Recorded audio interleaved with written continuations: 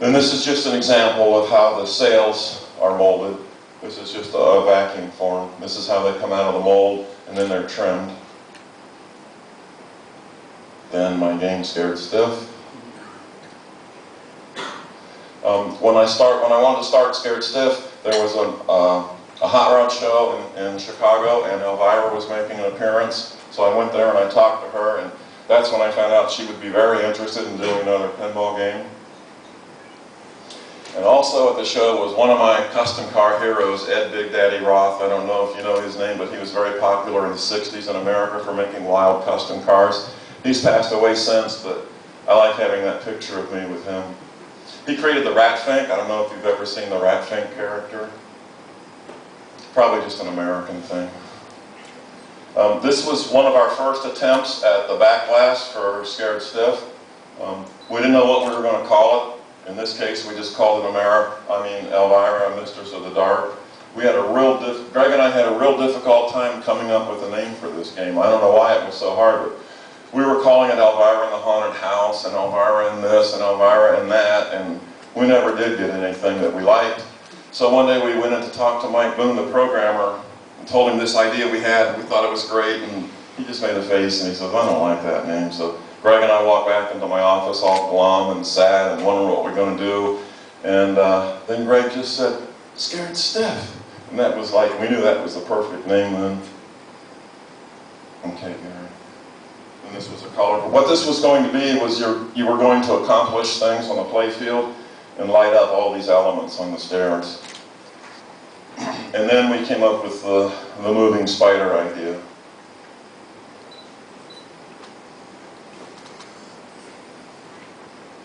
And this is just part of the development of that. This is actually, this cat has passed away, but this is my wife's cat, Chelsea. She wasn't really black, but I gave Greg a picture of her and he put that in. And I think that this is the start of my Scared Stiff game. And I was just starting to lay things out because I was using a ramp from the Party Monsters. There's some kind of monster head sitting here. It was just the very beginnings. And that's just a shot of the same thing with from overhead. I had made a trip to Disney World, and at Pirates of the Caribbean, I found this pile of skulls that's made out of plaster, so I thought, well, that might be cool in my Scared Stiff game. So I bought the pile of skulls, I drilled out the eyes and put LEDs in, and so that worked out, except for in production, you know, they left the LEDs out. But this is the original sculpture, and it's done, I think, about 30% larger because it shrinks when it's molded. So here's the large sculpture, then here's the real molded piece that is getting cut off. And then that's how it would have looked in the game with all the LED eyes. This was one of the sculptures for the monster's head. The sculptor changed it, I don't know why, but probably because he didn't like those chicken feet that were on top of his head. And then this is a clay model of the real skull and ribs. And then, so when we wanted to see how it looked, the molder just uses whatever plastic he has to give us the test shots so we can see what it looks like. So I've got a green one and a clear one and a white one. And then that's the final one. And that is Cassandra Peterson, who is Elvira. Where's that paper? That was in my office at Snort. I had the Demolition Man things that I made and I stuck them in my office. And that's her doing a speech for the game. She had a good time doing it. Like I said, she was very easy and fun to work with. And she enjoyed all the risque comments that we had her make. Or say.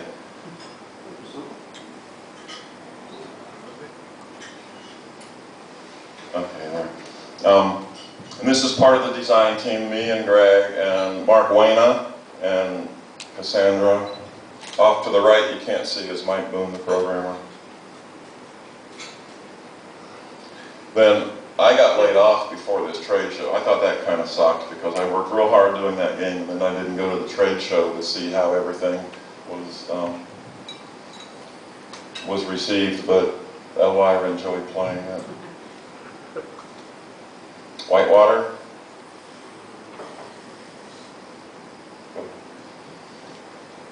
Well, this doesn't show, but what I'm trying to show you is an example of even how the brochures progress. In the beginning they had, you can't see the whole thing, but in the beginning they had the Bigfoot character on the flyer. And this was the back, this is a comp of the back of the flyer. And this was interesting. A lot of people asked me how this came about. This, we didn't even plan this. A guy came in with this system. He just came in and made a cold call with this system of this foil process. And Greg and I saw it and we loved it. And so that's how the waterfall started on the topper. And this is Ed Boone, the programmer, Greg, the artist. That's Chris Granner, the sound guy, and Scott Slomiani, who did the dot matrix displays for Whitewater. And this is how I started to design Whitewater, because in my head I knew I had all these ramps and levels and things I wanted to do, but it was very hard for me to try to draw it on two-dimensional paper. So I built it out of cardboard and foam core first, and I didn't even remember. Jim Shellberg has this model now, and I'll show you the picture of the playfield X so you can see how it changed a little bit from this. But I didn't even remember this till I saw Jim's model, that I had something similar to Blackwater on the bottom. Yeah. And again, we took that out because of expense. Why aren't there more white horses? Why did Williams stop making white horses? I mean, it was selling well. It was selling well, but Twilight Zone was coming out, and so they took Whitewater off the line so they could start making Twilight Zones.